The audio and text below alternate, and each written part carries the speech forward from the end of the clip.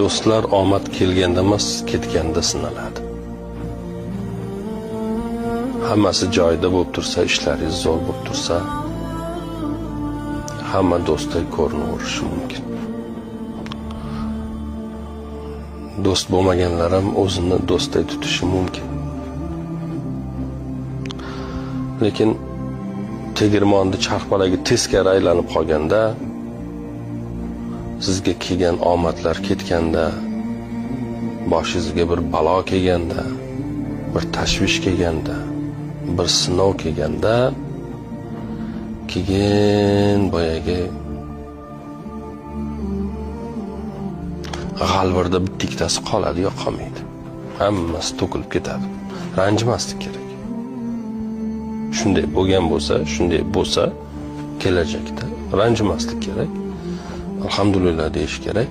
Alloh do'stlar omad kelganda emas, ketganda sinaladi. Hammasi joyida bo'lib tursa, ishlaringiz zo'r bo'lib tursa, hamma do'stdek ko'rinaverishi mumkin. Do'st bo'lmaganlar ham o'zini do'stdek tutishi mumkin. Lekin tegirmonni charxpalagi teskari aylanib qolganda,